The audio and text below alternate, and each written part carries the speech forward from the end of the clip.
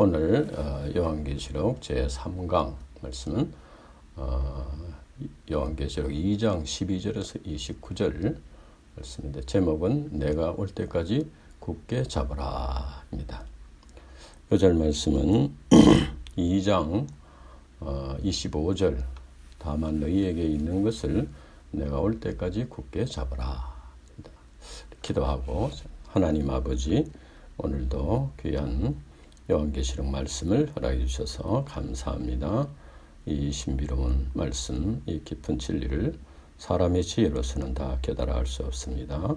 성령께서 우리 심령에 역사하시고 이 말씀의 비밀을 깊이 깨달아 알 수 있도록 축복해 주시옵소서. 감사합니다. 예수님 이름으로 기도합니다.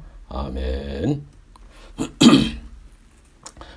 오늘 말씀은 사도 요한이 아시아 7교회 중에 버가모 교회와 두아디라 교회에 보낸 편지의 내용입니다. 본문 말씀은 우리 신자들이 신앙생활을 하면서 빠지기 쉬운 죄, 즉 사단 마귀의 시험이 무엇인가 하는 것을 가르쳐 줍니다. 그리고 우리 신자들이 어떻게 이를 극복하고 신앙의 성장과 열매를 맺을 수 있는가를 가르쳐 줍니다. 앞부분의 12절에서 17절까지 말씀은 버가모 교회 신자들에게 보내는 편지입니다. 버가모는 스무나로부터 해안을 따라 북쪽 약 100km 지점에 위치한 내륙 도시인데, 높이 1000피트의 원추형 돌 언덕 위에 세워졌다고 해서 언덕 위의 도시라고 불렀습니다. 이 도시는 로마와 아시아주를 연결하는 교통의 요충지요, 상업과 무역이 발달한 부유한 도시였습니다. 그리고 버가모는 로마 황제와 여신의 신전이 있는 우상숭배의 도시였습니다. 12절 후반절에 보면은 좌우에 날선 금을 가지신 이가 이르시되 라고 했습니다. 좌우에 날선 금이란 성경에 자주 나오는 표현인데, 주님의 입에서 나오는 살아있는 말씀을 의미합니다. 이는 곧 말씀의 정확성과 사람의 심령과 골수를 찔러 쪼개는 이념을 나타내주는 표현입니다. 그래서 좌우에 날성금을 가지신 이는 하나님의 살아있는 말씀으로 사람들의 심령을 깨우치고 이리한 칼날과 같은 말씀으로 세상을 심판하시는 예수 그리스도를 가리킵니다. 13절 말씀, 네가 어디서 사는지를 내가 아노니 거기는 사단의 권자가 있는 데라.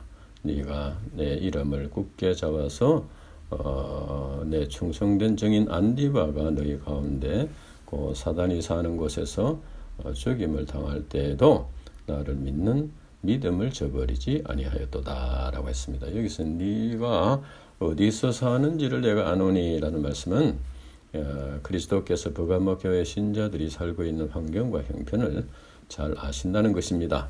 그리고 사단의 권자가 있는 데라는 말은 하나님의 보호자를 연상시키는 표현인데, 그 당시 버가모가 황제 숭배 등 각종 우상을 섬기는 곳으로 그들이 사단의 지배를 받고 있다는 표현입니다. 버가모는 우상 숭배가 심한 곳이었으므로 기독교에 대한 박해도 심했습니다. 그리고 유대 전성에 의하면 안디바는 버가모 교회의 감독이었는데, 도미티에누스 황제 때 황제 숭배를 거부하다가 불에 달구어진 노새 황소 위에 올려져서 순교를 당했다고 알려져 있습니다. 이처럼 버가모 교회 신자들은 좋은 환경에서 신앙생활한 것이 아니라 사단의 권자가 있는 곳에서 그들의 영적인 지도자가 순교를 당하는 것을 보고도 믿음을 저버리지 않았습니다. 이것은 놀라운 믿음이 아닐 수 없습니다. 대개 사탄 마귀는 영적인 지도자를 유혹하여 넘어뜨림으로써 교회를 무너뜨리고 구원의 역사를 회방하는 경우가 많습니다. 주님께서는 이러한 그들의 신앙을 아시고 사도 요한에게 버가모 교회 신자들에게 편지를 보내어 격려하셨습니다. 아마 이것이 그 당시 우상 숭배와 극심한 가운데 박해를 받던 버가모 교회인들에게 큰 위로가 되었을 것입니다. 한편 버가모 교회 신자들이 책망을 받기도 했습니다. 14절 15절, 그러나 네게 두어 가지 책망할 것이 있나니 거기 네게 발람의 교훈을 지키는 자들이 있도다. 발람이 발락을 가르쳐 이스라엘 자손 앞에 걸림돌을 놓아 우상의 제물을 먹게 하였고 또 행음하게 하였느니라. 이와 같이 니게도 니골라당의 교훈을 지키는 자들이 있도다. 여기서 발람의 교훈이란 민수기 22장에서 25장에 기록된 말씀을 배경을 하고 있습니다. 모압 왕 발락이 이스라엘 백성들을 두려워하여 거짓 선지자 발람에게 이스라엘을 저주하도록 요구했습니다. 근데 발람이 처음에는 이를 거절했으나 나중에는 돈을 받고 이스라엘 백성들 앞에 올무를 놓아서 타락하게 했습니다. 그것은 모압 여자들로 하여금 이스라엘 백성들을 유혹하여 우상에게 절하고 제물을 먹게 하고 행음하게 한 것입니다. 그래서 이스라엘 백성들의 수만 명이 하나님의 저주를 받고 죽임을 당했습니다. 그리고 니골라당의 교훈도 발람의 교훈과 동일한 것으로 주장하고 있습니다. 발람의 교훈을 지키는 자들이 있도다. 니골라당의 교훈을 지키는 자들이 있도다. 그 당시 버가모 교회 신자들은 지도자가 순교당하는 박해를 받으면서도 믿음을 잃어버리지 않을 만큼 훌륭한 믿음을 가지고 있었습니다. 그러나 신자들의 일부분이 사단 마귀가 쳐놓은 올무에 빠져서 거짓 신자들의 교훈을 따르는 자들이 있었습니다. 그 당시 황제 숭배와 우상 숭배가 성행하여 우상에게 제사를 지내고 제사 음식을 먹는 것이 하나의 관행으로 되어 있었습니다. 그래서 사단 마귀는 이것을 신앙으로 생각하지 말고 사회적인 문화로 생각하도록 이렇게 유혹했습니다. 이것은 일제강점기에 우리나라의 그 신자들 신사참배를 신앙이 아니다, 국민 의례다 이렇게 둘러대며 타협한 것과 같다고 할 수 있습니다.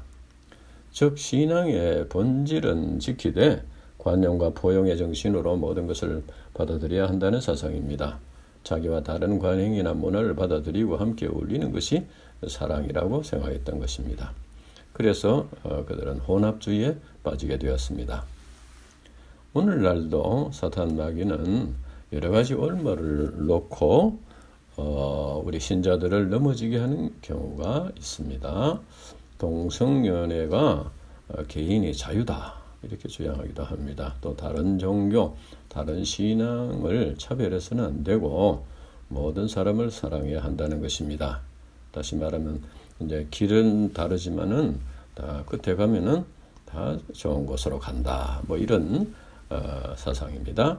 그래서 차별금지법을 만들려고 합니다. 그러나 이렇게 하면 결국 신앙의 기본을 잃어버리고 넘어지게 됩니다. 이것은 사탄 마귀의 속임수입니다. 그래서 하나님께서는 이스라엘 백성들에게 가나안 족속들을 철저하게 진멸하고 하라고 이렇게 명하셨습니다. 이는 곧 이스라엘 백성들로 하여금 그들의 악영향에 물들지 않도록 하라는 것입니다. 신앙생활에 있어서 율법과 율법주의를 혼돈해서는 안 됩니다. 율법주의는 율법을 지킴으로써 구원을 얻는다고 하며 율법을 강요하고 율법으로 사람을 판단하고 비판하는 것을 말합니다. 그러나 율법은 거룩하신 하나님의 말씀입니다. 우리 인간이 율법을 다 지킬 수 없기 때문에 율법으로서는 구원을 받을 수 없습니다. 그러나 율법은 필요한 것입니다. 먼저 율법은 우리 인간들로 하여금 죄를 깨닫게 합니다. 인간이 죄를 깨달아야만 회개하고 죄사함을 받고 구원받을 수 있습니다. 그리고 구원받은 신자들은 율법을 지킴으로써 믿음이 성장하고 성화를 이루게 되는 것입니다. 그래서 율법은 우리 신앙을 지켜주고 율법은 우리 신앙을 지켜주는 그런 울타리가 되는 것입니다. 그래서 우리는 율법을 지키기 위해 힘써야 하고 연약하여 율법을 지키지 못한 경우에는 정죄하거나 판단할 것이 아니고 그 율법을 지킬 수 있도록 기도하고 도와줘야 하는 것입니다. 16절 말씀. 그러므로 회개하라. 그리하지 아니하면 내가 네게 속히 가서 네 입에 검으로 그들과 싸우리라. 회개하라는 말은 돌이키라는 것입니다. 이는 발람의 교훈과 니골라당의 교훈, 즉 사단 마귀의 올무에 걸려 넘어진 자들과 그들을 용납한 신자들이 회개하여 돌이켜야 한다는 것입니다. 여기서 내 입의 금이란 곧 주님의 말씀을 말합니다. 그리고 그들과 싸우리라는 말은 회개하지 않는 자들을 회개하도록 책망하시고 심판하신다는 것입니다. 우리 인간은 오랫동안 죄에 빠져 있었기 때문에 회개하는 것이 말처럼 그렇게 쉽지 않습니다. 그러나 주님께서는 우리 인간들과 싸우시며 회개하도록 도와주십니다. 내가 네게 속히 가서 네 입의 금으로 그들과 싸우리라. 그러면 주님께서 싸우시며 회개하도록 회개를 촉구한다는 것입니다. 이것이 주님의 사랑입니다. 17절 귀 있는 자는 성령이 교회들에게 하시는 말씀을 들을지어다. 이기는 그에게는 네가 감추었던 만나를 주고 또 흰 돌을 줄 터인데 그 돌 위에 새 이름을 기록한 것이 있나니 받는 자밖에는 그 이름을 알 사람이 없느니라. 했습니다. 여기서 귀 있는 자란 말씀은 깨닫고 영접하고자 하는 소원이 있는 자를 가리킵니다. 그래서 귀 있는 자는 성령이 교회들에게 하시는 말씀을 들을지어다라는 말씀은 영적인 소원을 가지고 말씀을 듣고 영접하라는 말입니다. 이는 곧 들을 귀, 즉 영적 소원이 있어야 진리를 깨달을 수 있다는 의미입니다. 그리고 이기는 자란 극심한 박해 가운데서도 믿음을 지킨 자들과 그 다음에 발람의 교훈과 니골라다의 교훈을 빠졌다가 회개한 자들을 가리킵니다. 그리고 감추었던 만나는 이스라엘 백성들이 광야에서 먹었던 만나를 항아리에 담아서 보관하고 있었던 것에서 유래된 말입니다. 즉 만나는 생명의 떡이라고 하신 예수 그리스도를 가리키는 말이고 더 나아가서 예수 그리스도를 믿음으로 받은 영생을 의미합니다. 그래서 이기는 자는 영생을 얻게 된다는 것입니다. 그리고 흰 돌 위에 이름을 새겨주신다는 것은 고대 운동 경기에서 우승한 자들에게 흰 돌에 이름을 새겨준 것에서 유래된 말입니다. 즉 환난과 박해를 이기고 죽음 앞에서도 끝까지 신앙을 지키며 사단 마귀의 올무에 걸려 넘어지지 않는 신자들에게 만나로 상징되는 영생을 주시고 승리의 상징으로 흰 돌에 이름을 새겨 주신다는 것입니다. 이것은 장차 하나님 나라에 들어가는 증표를 주시는 것으로 하나님 나라에 대한 확신을 갖게 하는 것입니다. 그리고 새 이름을 받는 자만이 안다는 것은 구원과 영생이 개별적인 것임을 나타내 줍니다. 즉 구원이 믿는 가정에서 태어났다거나 또는 믿는 신자들이 모인 교회에 소속이 된다거나 이런 것으로 얻을 수 있는 것이 아니라는 것입니다. 구원은 개인적으로 예수 그리스도를 믿음으로 얻는 것입니다. 즉 구원은 개별적으로 하나님과 바람관계를 맺는 것이다 하는 것입니다. 그 다음 이제 두 번째로는 18절에서 29절까지는 두아디라 교회에 보낸 편지입니다. 두아디라는 버가모에서 동남쪽으로 64km 떨어진 작은 도시로서 군사의 요청지였습니다. 거기는 염색공업이 발달해서 이제 공업도시였는데 협동조합이 활성화되어 친목이라는 명목으로 우상숭배와 음행이 선행했습니다. 두아디라 교회는 바울이 에베소를 개척할 때 만난 루디아가 고향으로 돌아가서 복음을 전하여 세운 교회로 알려져 있습니다. 18절 후반절에 보면은 그 눈이 불꽃 같고 그 발이 빛난 주석과 같은 하나님의 아들이 이르시되 라고 했습니다. 그 눈이 불꽃 같다는 것은 사물의 본질과 인간의 마음까지도 꿰뚫어 보시는 그리스도의 신적인 통찰력과 공의를 나타내 줍니다. 우리 인간은 불꽃같이 밝은 그리스도의 눈 앞에서 아무것도 숨길 수가 없습니다. 또 죄로 인해서 모든 인간이 하나님의 준엄한 심판을 받을 수밖에 없다 하는 것입니다. 그래서 우리 신자들이 사람들의 눈앞에서 신앙생활을 할 것이 아니고 그리스도의 불꽃 같은 눈 앞에서 정직하게 살아야 한다 하는 것입니다. 그리고 그 발이 빛난 주석과 같다는 말은 그리스도의 능력이 강하여 모든 원수 마귀의 세력을 물리치고 승리한다는 것을 나타내는 표현입니다. 그리고 하나님의 아들은 본서에서 여기에만 나타나는 말인데 예수 그리스도의 신성을 나타내는 말입니다. 그래서 예수 그리스도는 육신의 모습으로 오셨지만 하나님의 아들로서 하나님의 신성을 가지신 분으로 모든 것을 꿰뚫어 보시고 통찰하시며 온 우주와 역사를 주관하시고 다스리시는 심판과 구원의 주님이시다 하는 것입니다. 9절 말씀. 내가 네 사업과 사랑과 믿음과 섬김과 인내를 아노니 네 나중형 행위가 처음 것보다 많도다. 여기서 이제 사업이라는 것은 이제 행위를 말하는데 뒤에 나오는 사랑, 믿음, 섬김, 인내 등 네 가지 신앙의 덕목을 총칭하는 말입니다. 이를 볼 때 두아디라 교회 신자들은 실제 생활에서, 실제 삶에서 기독교 신앙을 실천하는 삶을 살았다 하는 것을 알 수 있습니다. 그들은 사랑에서 우러나오는 섬김이 있었고 믿음에서 나오는 인내가 있었습니다. 두아디라 교회 신자들은 제자의 삶의 상징인 사랑과 믿음과 섬김과 인내를 실천하는 그런 모범적인 신자였고 모범적인 교회였습니다. 네 나중 행위가 처음 것보다 많도다 하는 말은 신앙의 성장과 진보를 의미하는 말입니다. 이는 곧 두아디라 교회 신자들이 영적으로 성장하여 많은 열매를 맺을 것을 칭찬하시는 말씀입니다.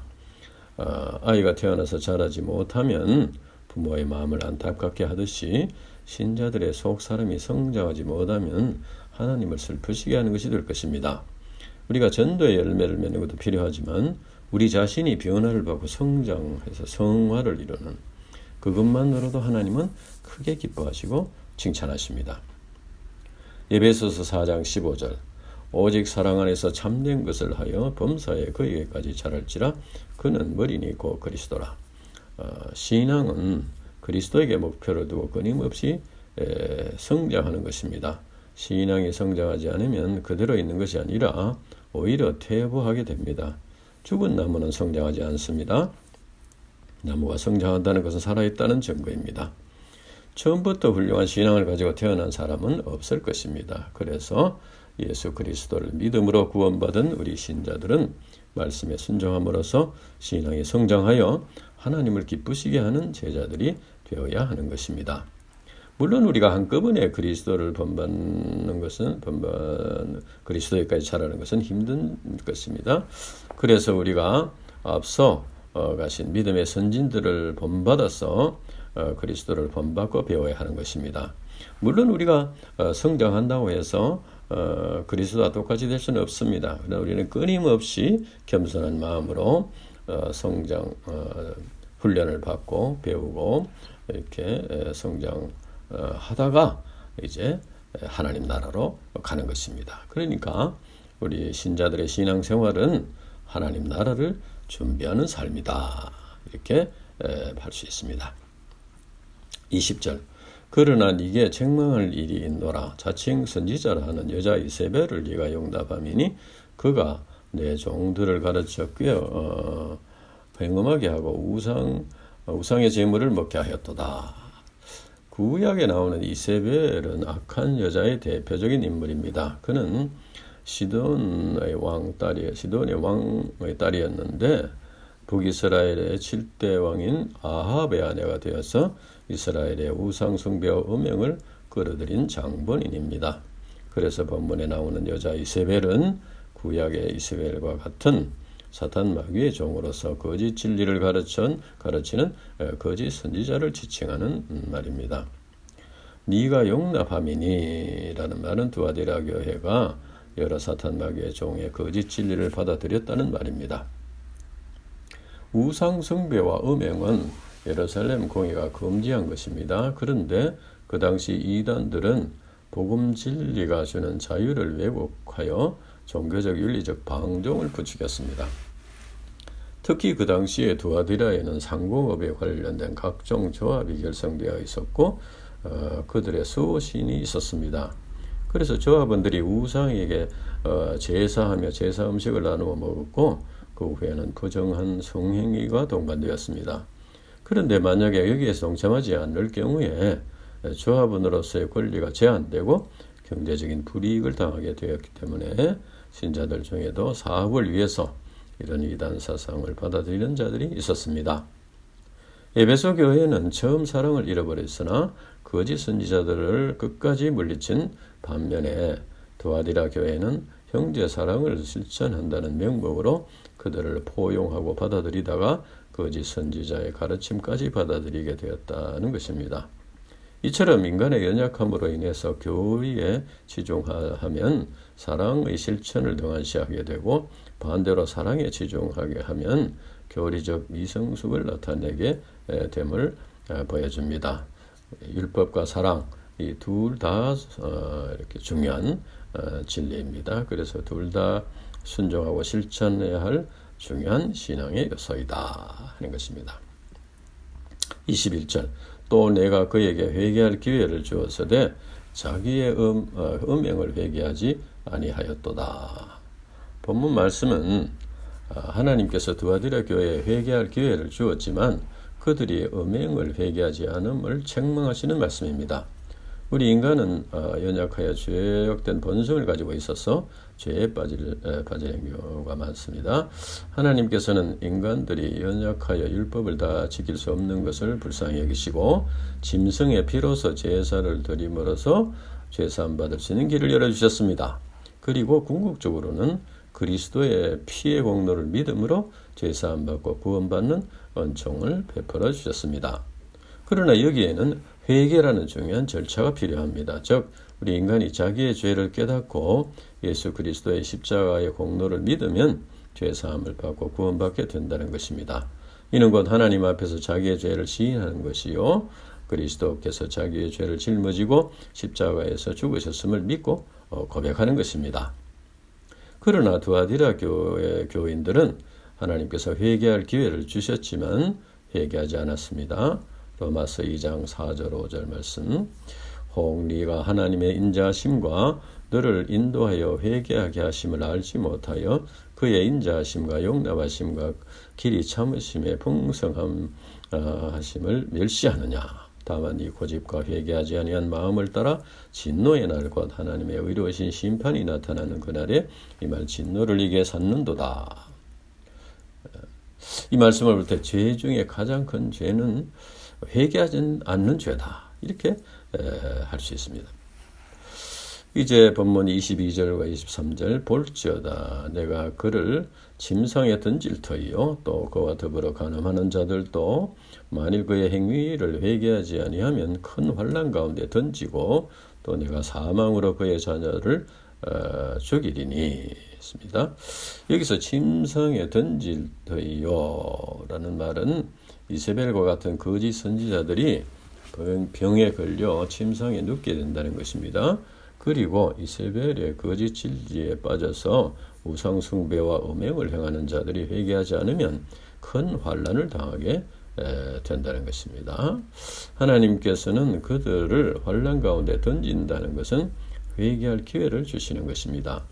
그러나 끝내 회개하지 않으면 사망에 이르는 심판을 받게 됩니다. 그래서 하나님께서 회개하게 할 기회를 주시는 것이 사랑의 표현인 것입니다. 23절 후반절에 보면 모든 교회가 나는 하나님의 뜻과 마음을 살피는 자인 줄 알지라 내가 너희 각 사람의 행위대로 갚아주리라. 여기서 사람의 뜻과 마음을 살피시는 자라는 말은 그리스도께서 인간의 뜻과 마음을 아신다는 것입니다. 그래서 본문 말씀은 주님께서 형벌을 주시는 목적이 주님께서 사람의 뜻과 마음을 살피시는 자인 줄 알게 하기 위함이다. 그러니까 예수 그리스도를 올바로 깨닫게 하기 위함이라는 것입니다. 그리고 내가 너희 각 사람의 행위대로 갚아주리라는 말은 주님께서 각 사람의 행위대로 심판하신다 하는 것입니다. 주님께서 회개하지 않는 자들은 침상에 던지고 환난 가운데 던지고 자녀들이 죽게 하는 궁극적인 그 목적은 주님을 깨닫게 함으로써 우리 인간들을 구원하기 위함입니다. 우리 인간은 죄의 권세에 눌려서 너무 오랫동안 죄 아래 살아서 스스로 그 죄의 권세에서 벗어날 수 없습니다. 그래서 만약에 이러한 주님의 심판이 없다면 어리석은 인간들이 계속해서 사단 마귀의 속임수에 넘어가서 죄의 권세 아래서 살게 될 것입니다. 그러나 사람들이 환난을 통해서 주님이 행위대로 심판하신 분을 깨닫고 깨닫고 이제 회개하도록 그래서 이런 징계를 주신다. 이것이 곧 이제 징계와 회복의 원리를 통해서 구원의 역사를 이루시는 하나님의 섭리요 사랑인 것입니다. 24절에서 25절 두아디라에 남아있어 이 교훈을 받지 아니하고 소위 사단의 깊은 것을 알지 못하는 너희에게 말하노니 다른 짐으로 너희에게 지울 것이 없노라. 다만 너희에게 있는 것을 내가 올 때까지 굳게 잡으라. 남아있어 이 교훈을 받지 아니하고 소위 사단의 깊은 것을 알지 못하는 너희는 곧 이세벨의 교훈, 발람의 교훈, 니골라당의 교훈 등 사단 마귀의 거짓 진리에 빠지지 않고 사랑과 믿음과 섬김과 인내를 지킨 신자들을 가리킵니다. 그리고 다른 짐으로 너희에게 지을 것이 없노라. 다만 너희에게 있는 것을 내가 올 때까지 굳게 잡으라는 말씀은 그들이 지금까지 지켜온 신앙을 또 배우고 깨달은 그 신앙을 굳게 붙잡는 것 그 외에는 더 요구할 것이 없다 하는 것입니다. 여기서 우리는 두 가지 진리를 배울 수 있습니다. 첫째는 구원의 역사는 남은 자의 역사다. 렘넌트, 남은 자의 역사다. 로마서 11장 3절 4절에 보면은 주여 그들이 주의 선지자들을 죽였으며 주의 제단을 헐어버렸고 나만 남았는데 내 목숨도 찼나이다 하니 그에게 하신 대답이 무엇이냐? 내가 나를 위하여 바알에게 무릎 꿇지 아니한 사람 7천을 남겨두었다 하셨으니 이 세상은 점점 더 죄악에 빠져서 심판을 향해서 달려가고 있습니다. 오늘날 복음을 전하기가 점점 더 어려워지고 있습니다. 그러나 하나님께서는 소수이지만 좁은 길로 가는 이 남은 자들을 두셨다는 겁니다. 이 남은 자들을 두시고 그 남은 자들을 통해서 구원의 역사를 이루신다 하는 것입니다. 우리가 이제 이 세상이나 캠퍼스를 바라볼 때 복음을 전하는 것이 힘들어 보입니다. 그러나 그 속에도 남은 자들이 있다 하는 것을 믿어야 합니다. 하나님께서 남겨주셨다는 걸 믿고 소망을 가져야 된다. 그리고 무엇보다도 세상이 점점 더 살아가야 심판을 향해서 가더라도 신앙을 지키며 이제 믿음의 길을 감으로써 우리 자신이 남은 자들이 되어야 된다. 그래서 우리를 통해서 구원의 역사가 이루어지도록 이렇게 그래서 구원의 역사 쓰임 받는 자들이 되어야 할 것이다 하는 것입니다. 예. 첫째는 이제 구원의 역사가 남은 자들을 통해서 사는. 둘째는 깨달은 진리를 끝까지 붙잡아야 한다는 것입니다. 우리 인간의 진리를 깨닫는 것도 중요하지만 그 깨달은 진리를 굳게 붙잡고 주님이 다시 오실 때까지 지키는데도 많은 투쟁이 필요합니다. 우리가 굳게 붙잡아야 할 것은 십자가 복음 진리, 구원의 진리입니다. 그리고 구원받은 신자들이 걸어가야 할 제자의 삶입니다. 우리가 성경 공부, 말씀을 듣고 소감 투쟁을 감당하고 또 일용할 양식 먹고 또 개인 기도를 감당하고 또 전도의 사명을 감당하는 것은 진리를 붙잡는 노력입니다. 우리가 진리를 붙잡고 실천할 때 열매를 신앙의 열매, 말씀의 열매를 맺음으로써 그렇게 해야지만 이제 그 진리가 자기 자신의 것이 되는 것입니다. 말씀이 지식으로 남아 있어서는 그것은 온전한 자기 것이라고 할 수 없습니다. 그 말씀이 내 속에서 열매를 맺을 때 그 진리가 나의 것이 된다 하는 것입니다. 26절에서 29절 이기는 자와 끝까지 내 일을 지키는 그에게 만국을 다스리는 권세를 주리니 그가 철장을 가지고 그들을 다스려 질그릇 깨트리는 것과 같이 하리라. 나도 내 아버지께 받은 것이 그러하니라. 내가 또 그에게 새벽별을 주리라. 귀 있는 자는 성령이 교회들에게 하시는 말씀을 들을지어다. 여기서 이기는 자와 끝까지 내 일을 지키는 거는 같은 의미의 말이라고 할 수 있습니다. 이것은 사단 마귀의 시험과 유혹을 이기고 믿음을 지킨 그런 신자들을 가리킵니다. 그리고 만국을 다스리는 권세를 준다는 것은 우리 신자들이 세상을 심판하시고 다스리시는 그리스도의 영광에 참여하게 된다는 것입니다.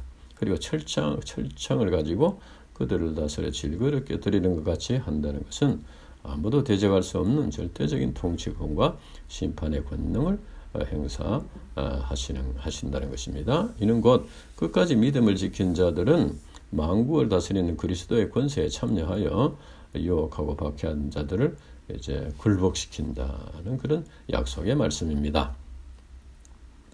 그리고 새벽별은 예수 그리스도를 가리킵니다. 갈라디아서 2장 20절 내가 그리스도와 함께 십자가에 못 박혔나니 그런즉 이제는 내가 사는 것이 아니요 오직 내 안에 그리스도께서 사시는 것이라. 이제 내가 육체 가운데 사는 것은 나를 사랑하사 나를 위하여 자기 자신을 버리신 하나님의 아들을 믿는 믿음 안에서 사는 것이라. 그리스도 자신을 주신다는 것은 그리스도께서 우리 신자들의 주인이 되셔서 우리의 삶을 주관하시고 장차 하나님 나라에까지 인도하신다는 것입니다.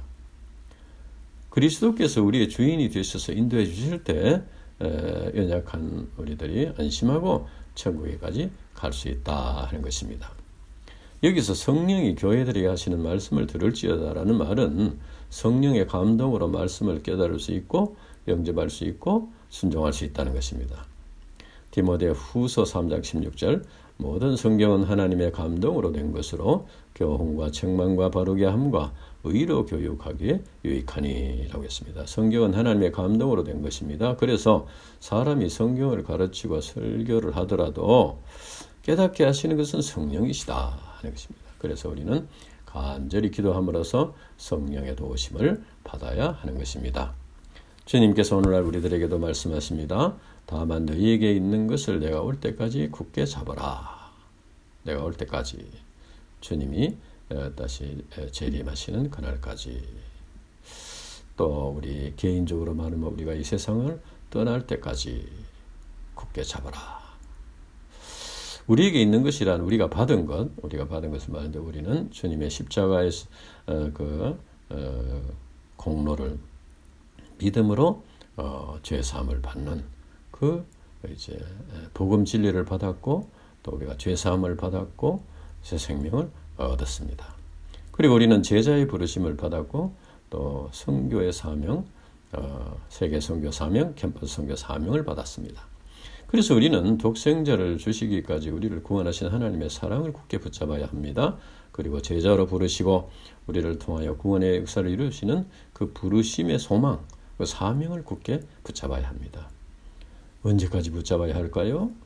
이제 주님이 오시는 그날까지 우리가 이 세상을 떠나는 날까지 굳게 붙잡고 믿음의 길을 달려가야 하는 것입니다. 기도하겠습니다. 하나님 아버지 감사합니다. 참 이 세상에는 지금 사단 마귀가 지배하고 있습니다. 우리 사람의 우리 구원받은 신자라 할지라도 마음속에 또 죄악된 본성이 아직도 남아 있습니다. 그래서 참 넘어지기가 쉽습니다. 우리가 이 세상에 사는 날 동안에 하나님 나라를 준비하는 믿음의 삶을 살게 하여 주시고 무엇보다도 우리가 받은 것, 우리가 받은 영생, 우리가 받은 복음 진리와 영생, 하나님 나라의 소망, 이것을 굳게 붙잡고 믿음의 길을 달려갈 수 있도록 축복해 주시고 하나님 나라를 준비하는 삶을 살 수 있도록 인도해 주시옵소서. 감사합니다. 예수님 이름으로 기도합니다. 아멘.